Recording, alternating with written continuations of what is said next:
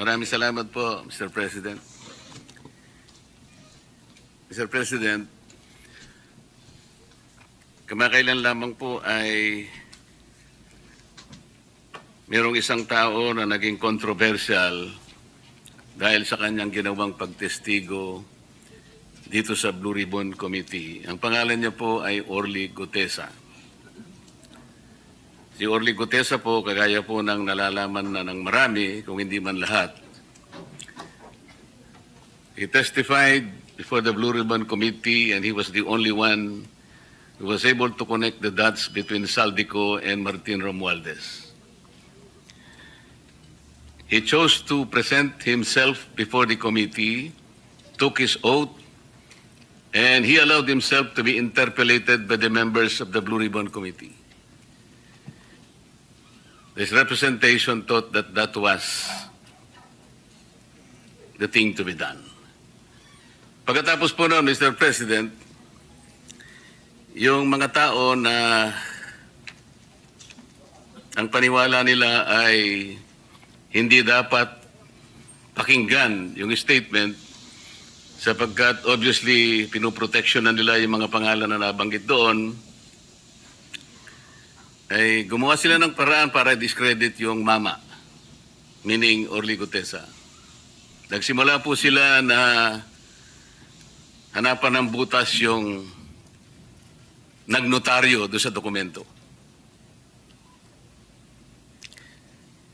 Sa akin pong palagay, Mr. President, naging muti ang academic yung notaryo sapagkat yung testigo humarap naman. Maghapon na nandito po kasama natin itong testigo at sinagot lahat ang mga tanong sa kanya. Ngunit hindi po sila nagkaasa doon.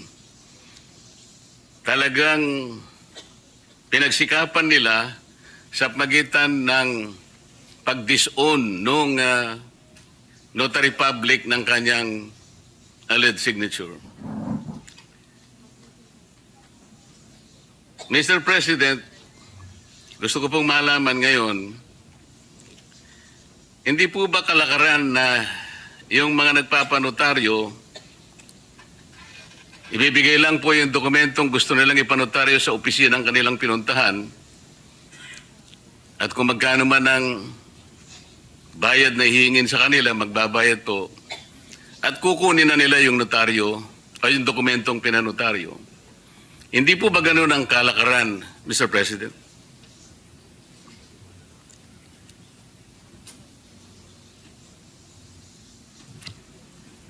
That is correct, Mr. President. Kinakailangan ng personal appearance ng affiant. Ganun nga po ang ginawa niya, Mr. President. At kung titingnan po natin sa mga matataong lugar, for example, the vicinity of a city hall, doon po dikit-dikit po ang mga opisinang nagnunotaryo. Ganun pa nga pong nasa jeep na nagnunotaryo. Pangkaraniwan po bang nangyayari, Mr. President, na yun po nagpapanotaryo bago siya umalis ay pipilitin niyang puntahan yung inaakala niyang nagnotaryo at sasabihin niya, Ma'am, Sir, pasensya na po kayo. Gusto ko lamang pong malaman kung talaga kayo po ang pumirma dito sa dokumentong ninotaryo ninyo.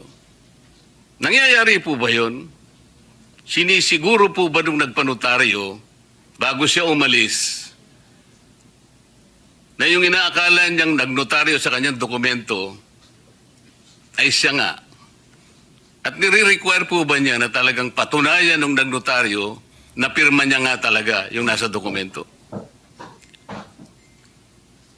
Well, base sa personal kong karanasan, mayroong assumption ang nagpapanotaryo na talagang yung nagnotaryo ay mayroong komisyon. Hindi ho kickback. Ibig sabihin, notarial commission. May authority. So, I agree na hindi practice yung ang nagpapanotaryo, tatanungin pa yung nagnonotaryo, ikaw ba talaga itong pumipirma? In fact, kabaliktaran. Ang notaryo nagtatanong dun sa pipirma, ikaw ba talaga ito dahil kailangan mong humarap sa akin? Salamat po sa inyong kasagutan. Totoo po yun, lalong-lalo na po kung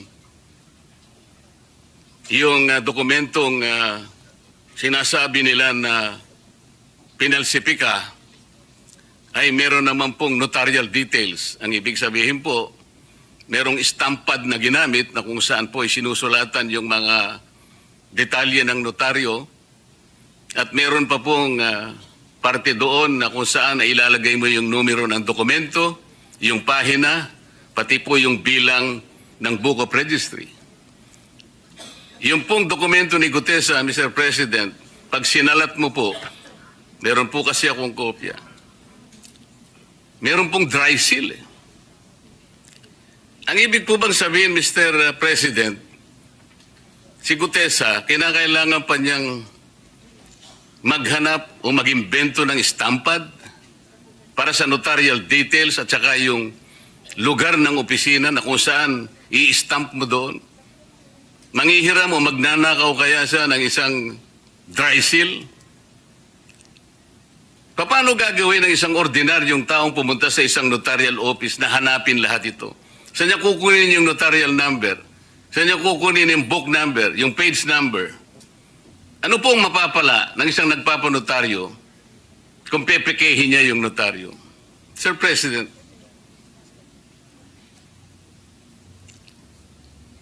sa ordinaryong pangyayari po kailangan pa bang gawin ng isang Orly Gutesa yun? Yung ipeke niya, o paano niyang gagawin? Anong capacity ng isang ordinaryong tao na hanapin lahat yon? Sa konting oras na natitira sa kanya dahil kinabukasan, kailangan makarating siya rito para personal siyang tetestigo. Ano po ang mapapala, Mr. President, ni Orly Gutesa kung ang kukunin niyang notaryo ay peke? Well, bilang abogado, if I may be allowed, clearly, ang merong, at the very least, ang dapat may pananagutan dun, yung pumeke, rather than si Ginoong Gutesa. In good faith, the way I see it, no, I could be mistaken dahil hindi naman natin nakausap personal si Mr. Gutesa. So this is really more speculative. In good faith, pumasok siya ron. Sinabi, magpapanotaryo, pinirmahan ni Ginoong Gutesa. At yun na nga, may stamp, may signature, may date, etc. So, kung merong may pananagutan dun, yung nameke. Kung totoo ng peke. At base ata sa findings ng executive judge ng RTC Branch 18 ay yung signature nga nung Espera ay falsified. So yung nag-falsify nung signature, yan, may pananagutan po. Salamat po sa inyong sagot, Mr. President.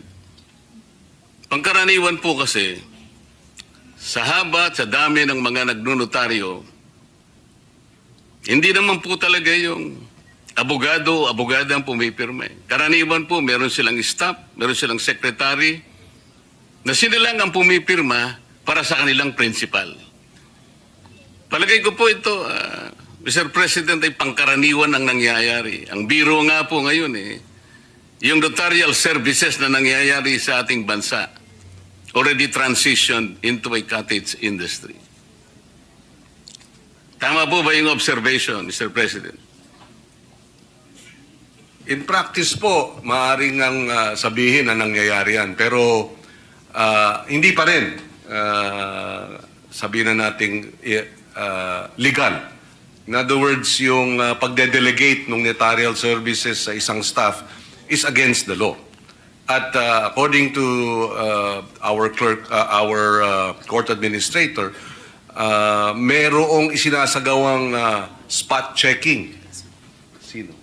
Ang executive judge, Carl. Ang executive judge ng Maynila para madetermina kung talagang maayos yung dokumento, yung notarial registry nung mga notary, yung mga commission, notarial commissions. Kaya ko po binibigyan ng emphasis ito, Mr. President. Yung kahalagahan po ng kanyang sworn statement, kahit na po yung ating chair ng Blue Ribbon Committee, paulit-ulit niyang sinabi na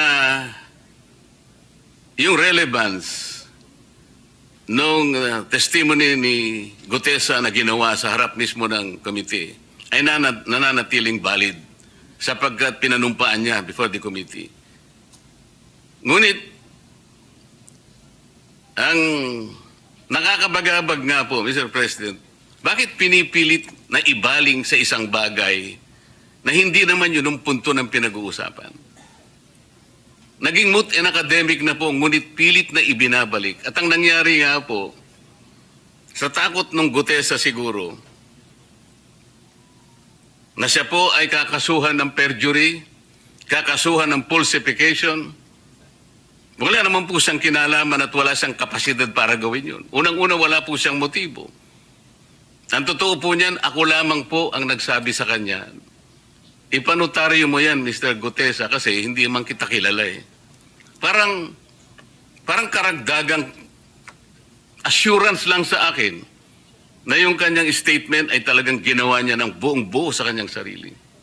Kahit na wala yun eh, tatanggapin ko naman yun eh. Sasabihin ko lang, o sige, kung talagang buong loob mo, Mr. President, sinabi ko po sa kanya, pumunta ka ron. Buong loob mo at totoo lahat ang sinabi mo, pumunta ka doon. Ganun nga po yung ginawa niya. Sa makatwid, ang aking pong gustong ipunto, kahit wala yung notaryo eh. Bakit po doon nila pilit? Doon nila pinipilit na ibaling ang pinag-uusapan.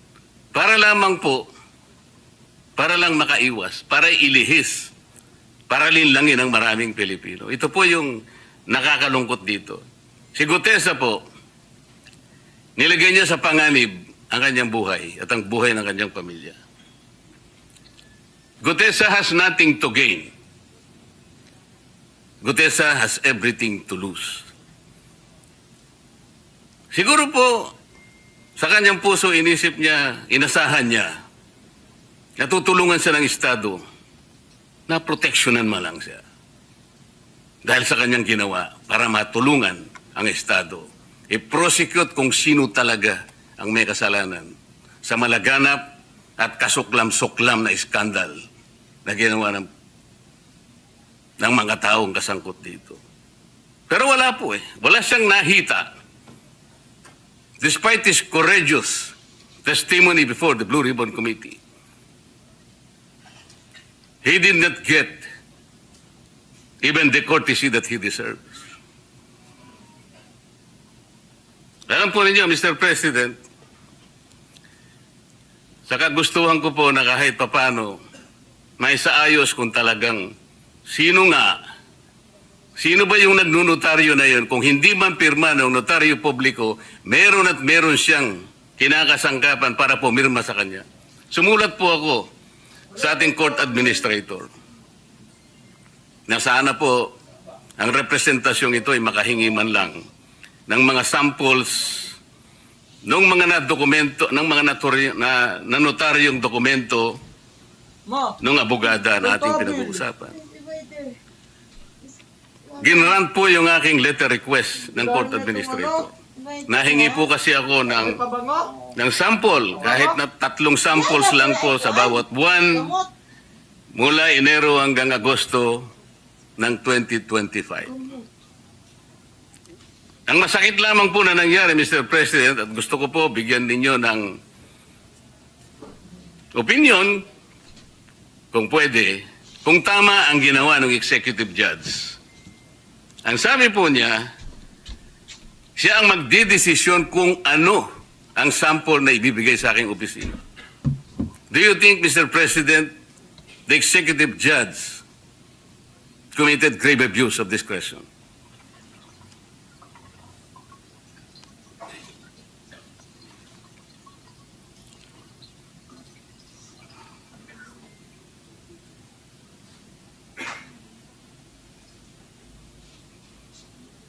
Yes.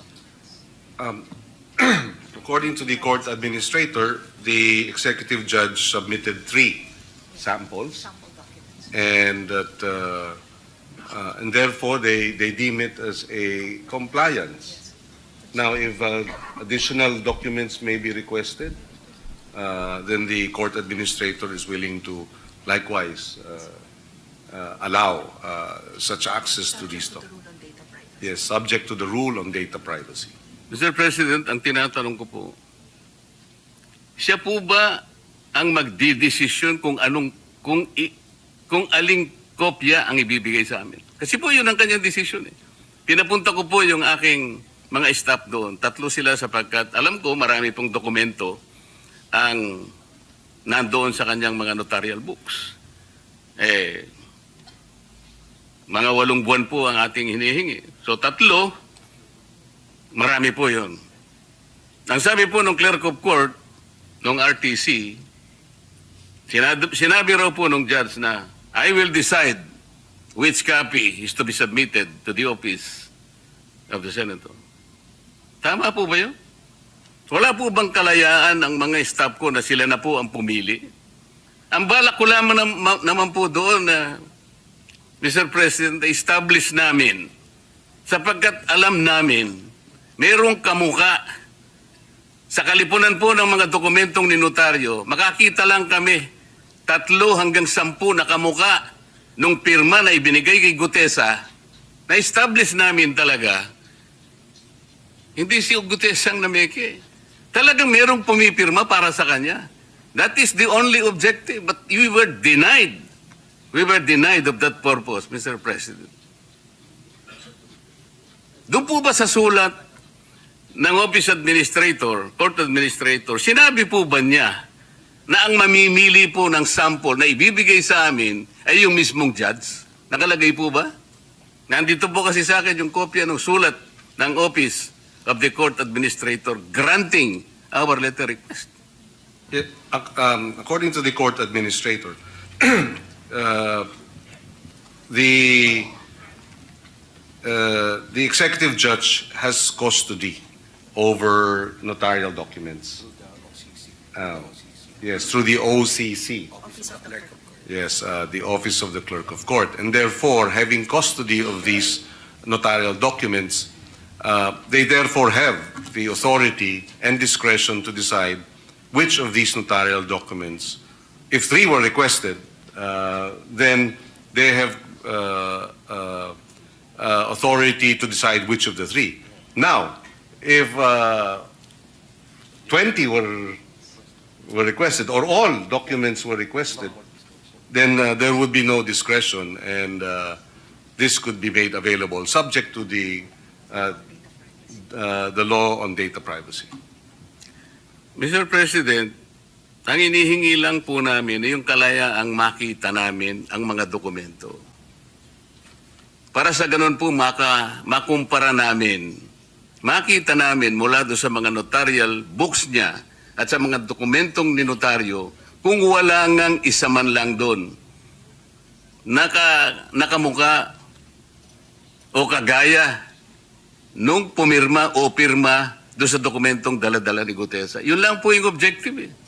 Kasi po pagka kinontrol ng judge, nasa kanyang control talaga sapagkat napagtibay nila talaga doon sa kanyang naunang order na hindi nga pirma ng abogado. Naniniwala naman po tayo doon eh. Pangkaraniwan kasi hindi naman yung abogadong pumipirma eh. So chances are, the one assigned to be there in that office, kung sino man yon, the notary public allowed him or her to sign for her. Sa mga kapit, hindi talaga pirma niya yon. Kaya po, ang aming objective, kaya ako humihingi ng sample, kaya ako pinapunta yung aking mga staff, para kami na yung humanap, makahanap man lang kami, nakagaya nung pirma na yon. At alam namin meron kaming makikita. But for the judge to insist that she will be the one to select, natural lang, pipiliin niya yung hindi kagaya nung pirma kay Gutesa. I think that is very understandable, Mr. President. I share the concern of the good senator, and because of this, I clarified with our court administrator Actually, access to all the documents, provided that it is under supervision of the clerk of court. Your staff this may be granted. Access to all the records, provided that the clerk of court is there to supervise and to monitor the the going through these documents, good Senator. Ayun na po yung iniisip ko ngayon, Mr. President. Total, nandiyan naman po yung Office of the Court Administrator. Pwede po bang yung mismong libro na ang makita ng mga staff namin mula Enero hanggang September 2025? Ma-examine lamang po. Yes, according to the court administrator, with proper coordination, access to these documents can be granted, provided that it is under the supervision of the clerk of court and the executive judge. In other words, ilalapag dyan yung mga dokumento, yung notarial book, naariyan si executive judge, nandan ang inyong staff, nandyan yung clerk of court, at pwede pong busisiin itong mga, at i-inspect itong mga libro na ito. Yun po kasi, Mr. President, ang pinakiusap namin para madali lang at makatulong din naman kami dahil marami namang gawain ng RTC. Nandun po yung 3 staff ko, nakabantay yung clerk of court, titingnan lamang po. And according to the court of administrator, they will allow such access. Siguro nag-iingat lang yung executive judge at she confined the inspection to the, as requested, 3 documents. But having said that, the court administrator now is saying that yes, access to all these records can be made available upon the request, provided that the executive judge and the clerk of court is there as your staff go through the books and subject to the Data Privacy Act. So, Mr. President, salamat po ron. Pwede po ba namin i-assume ngayon na kahit bukas, kahit nawala po kaming sulat na po sa Office of the Court Administrator, siguro po kayo na ang magno-notify sa kanila na bukas po ay pupunta po yung mga staff namin. Para ganun ang gawin natin. Kahit daw po mamaya, basta office hours, pwede na daw po. Bukas na po, nakakahiya naman po at nagmamadali tayong masyado. Bukas na po siguro, pinakamaganda na po yun.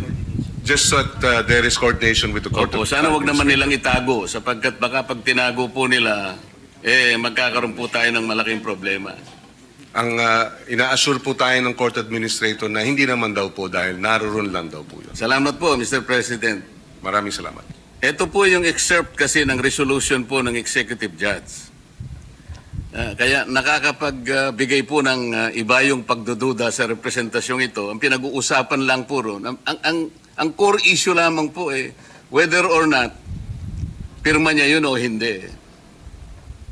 At kung kinakailangan maproteksyonan yung integridad ng notarial service. Pero nagpakahaba-haba po yung yung executive judge. To reiterate, sabi niya po, in view of the fact that the sinumpang salaysay contains spurious notarial details, assuming na mayroon pong kakayahan si Gutesa na siya po ay mag-i-stamp ng ganun, and a forged notary signature, and further considering that the said affidavit was presented during the Blue Ribbon public hearing, this office finds that its presenter, Mr. Gutesa, and all persons who made use of said documents not only introduced the forged and notarized inumpang salaysay, but also actively participated in its falsification. Sana naman po kayo nakakitang order na gano'n? Ako po yung nagpresente. So ako pa pala ngayon ay masasangkot sa falsification dahil sa aking paniwalang totoong sinasabi ng mama na ito, pumunta ka roon kung buwang loob mo, pero panutaryo yan, dagdag na kumpiyansa para sa akin. Ako pang nalintikan, Mr. President. So sabi pa po niya, the above mentioned statement is an excerpt from the resolution, and ito po pala, pasensya na po. Succinctly, it is an established rule, well buttressed upon reason, that in the absence of a satisfactory explanation when a person has in his possession or control a falsified document and who makes use of the same, the presumption of inference is justified that such person is the forger or the one who caused the forgery and therefore is therefore guilty of falsification. Mr. President, the above statement is an excerpt from the resolution of RTC Manila Executive Judge Carolina Icasiano Sison. The resolution further states that aside from Mr. Gutesa, sabi po niya, all persons who made use of said documents not only introduced the forged and notarized sinumpang salaysay, but also actively participated in its falsification. Yung sinabi ko po kanina.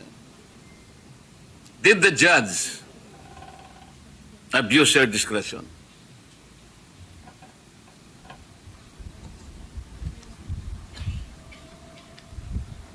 Well, according to the court administrator, it is their view that no, because there is a presumption of regularity. And if I may, well, I was listening to the good senator. Sabi kasi absent the facts, absent the evidence to the contrary, no, or information to the contrary. Mukhang based on your explanation now and your narration, mukhang may absent nga dun sa information na which led to that ruling. That is my personal opinion as a lawyer, but according to the court administrator, because there is a presumption of regularity, then there was no abuse of discretion. Saan po ibinase yung presumption of regularity, Mr. President? All persons who made use of said documents do not only introduce the forged and unauthorized sinumpang salaysay, but also actively participated in its falsification. Tinawag ba niya ako doon o yung mga taong nag-present ng document na yon? Wala po. Ang totoo po niyan, this representation requested a copy of her resolution. Hindi po niya ako binigyan. Ang sinabi po niya, you are not party to the case. Who is party to the case, Mr. President? Ang sabi pa po niya, she gave a copy to the Blue Ribbon Committee. So this representation, nagpakuha po, nag-request sa Blue Ribbon Committee. Sabi ng Blue Ribbon Committee, we have no copy of that resolution. So sino po binigyan niya? Regular po ba yun? Where is the presumption of regularity here? Sabi niya, hindi ako party. Hindi ko naman sinabing party po ako, but party po ako ng Blue Ribbon Committee. And I am a senator of the Republic. Hindi man lang ako bigyan ng resolution. What is so secret? What is so spectacular about this resolution? Bakit po? Why did she lie na binigyan niya Blue Ribbon Committee only to know that she did that? And then we presume that there is regularity in her action. Why? Mr. President. Well, according to the court administrator, the executive judge, they would assume knows her responsibilities, is aware of her role, her responsibility, and the authority given to her as custodian of the said documents. And that's where the presumption of regularity of her actions kick in, Mr. President. Mr. President, the presumption is disputable, isn't it? Definitely, it's just a presumption. We are disputing the presumption, Mr. President. Napakarami ko pong sinabi. We were only asking for samples within which to compare the signature in Gutesa's document. Siya pa ang mag-select until we were given now the right to examine all this. We requested for a resolution, a copy of a resolution. Ayaw po niya akong bigyan because I am not a party to it. Who is the party? I check with the intermediary of Gutesa. Ang sabi ka sa kanyang resolution, meron daw po subpoena kay Gutesa. The family said there was no notice, there was no subpoena that reached our residence. Ito po ang nangyayari. May problema po ba tayo, Mr. President? Dapat po siguro tinutulungan natin ang mga taong nagkukusa para tumulong, para hanapin ang katotohanan. Kahit na malagay sa alanganin, sa panganib ang kanyang buhay. Pero anong nakuha niya? Sino po ngayon ang magnanais pa na lumabas kahit may nalalaman siya na tumulong para matuntun natin kung sino may kasalanan? Walang iniwan sa isang tao na pumunta sa barangay, Mr. President. Nagsumbong. Yung pong taong yun, Mr. Barangay Captain, magnanakaw po yun ang kalabaw. Alam po ninyo kung sino yung diniscredit, kung sino yung inusig. Yung nagsumbong na may magnanakaw ng kalabaw.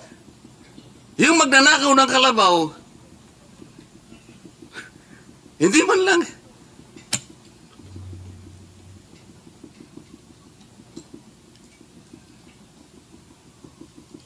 Mr. President, I share the frustration of Senator Marcoleta. I remember the case of the ZTE-NBN, wherein the whistleblower ended up being the one convicted. Yes, this is most unfortunate when instances wherein those who are who wish to testify or witnesses suffer such a unfortunate situation. Mr. President, the Supreme Court time and again has admonished notaries who fully entrusted the notarization process to their office secretaries, like what happened here, and has even deemed it as gross negligence on their part, as in the case of Castello versus Ching, AC number 11165, February 6, 2017. Ang sabi po ng Korte Suprema ay ganito: gross negligence on the part of a notary public encompasses the failure to observe any of the requirements of a notarial act under the 2004 Rules of Notarial Service, Notarial Practice, which would result in putting the rights of a person to his liberty or property in jeopardy. This includes, among others, failing to require the presence of the signatories to a notarial instrument and ascertaining their identities through competent evidence thereof, and allowing knowingly or unknowingly people other than notary public himself to sign notarial documents, affix the notarial seal therein, and make entries in the notarial register. This is what exactly happened. This notary public allowed their signature to be signed by others.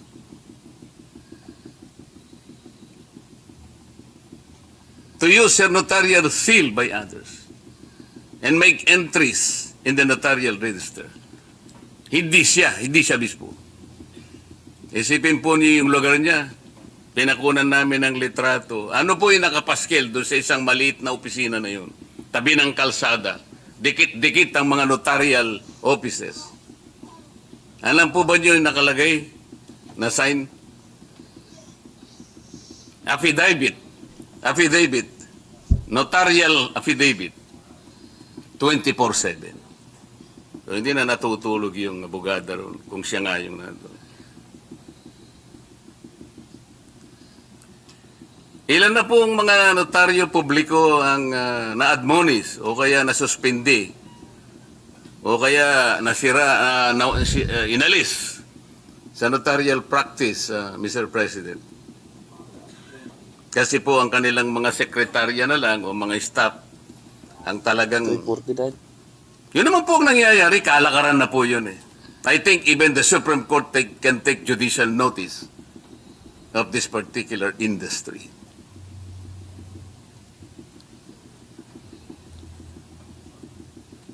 Our apologies, good Senator. I was just clarifying a matter regarding whether or not Attorney Espera Opo. did delegate.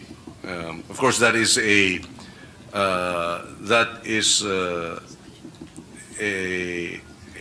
accusation or a allegation, rather. And if proved to be true, then definitely Espera should be held to account for that. And therefore, perhaps one's route should be to ask to have Attorney Espera, the notarial, the notary public, to explain whether or not she in fact did that. Of course, Kasi po, Mr. President, yung ninotaryohan na kontrata ng PESA, ganun din po yung pirma.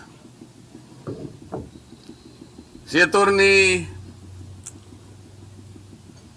Sino yung Comelec? Sino yung Comelec? Romy Macalintal. Nung makita niya po yung dokumento ni Gutesa na yung pirma gano'n, kapareho din ito yung mga ipinresent nila rito, yung intervenor sa isang barangay. Ang dami po nito. Kapareho din po yun eh. Kaya po, tinatanong ko, ilan na po yung nasuspindi kaya? Ilan na yung na-reprimand? Ilan na yung kinastigo ng Korte Suprema? Baka naman po, mangilan-ngilan lang, kaya po siguro naging cottage industry na po ito eh. Gaano po tayo kaingat yung pagbabantay sa ganitong mga ginagawa ng ating mga abogadong nagnonotaryo po, Mr. President? according to the court administrator, marami na raw na suspend, no? Notary public dahil dito sa ganitong mga hindi tamang mga kilos at very serious ang Korte Suprema sa ganitong mga usapin when it comes to notarial commissions and such acts, such malpractices. Gano'n na po kaya karami, Mr. President? Kasi po kung ibabatay natin sa mga notary publics na nagkalat na po, parang mga kabuti na nagsulputan sa napakaraming mga lugar, lalong-lalo na po sa mga mataong lugar. Yan lang po sa City Hall po, wag na tayong lumayo, makikita po ninyo yung dikit-dikit na nagnunotaryo na wala po kayong makikitang abogado ron. Yung iba po, itatakbo pa nga sa eskinita, pagkatapos hintayin mo ako riyan. Pagkatapos mong magbayad ng kaulang halaga, tsaka niya ibabalik sa'yo. Gano'n po karami? Wala daw po ngayon, right now, ang numero. They will be submitting. So, Mr. President, ina-assume po natin yung dami po ng nagnunotaryo ngayon na dikit-dikit sa paligid ng mga city halls ng ating bansa. Lahat po ba yon ang pumipirma yung mga abogado? Under the law and the commission, dapat. Dapat Now, po. Yes. Pero sa nangyayari, sa totoong buhay, sila po ba yung nandoon na nagnunotaryo, Mr. President? Well, dapat din under the law, pero yung realidad, Hindi po, hindi ba? maaaring ang merong dinedelegate. Yun nga po eh. Si Gutesa ay biktima po rito. Siya po yung nabiktima rito. Pero siya ngayon ang kakasuhan ng falsification, ng perjury. Ang tanging kasalanan niya ay lumabas lamang at nagpasya para tulungan ang Estado hanapin kung sino ang utak ng makawalang hiya ang nangyari sa ating bansa. Mr. President, mag-iba naman po tayo ng area. Medyo na-high blood po si Congressman Sherwin. Kapag kaibigan ko po kasi yan, pagka yan hindi kumikibo, ako po medyo kinakabahan. Senator pala, pasensya ka na. Ako na high blood hata.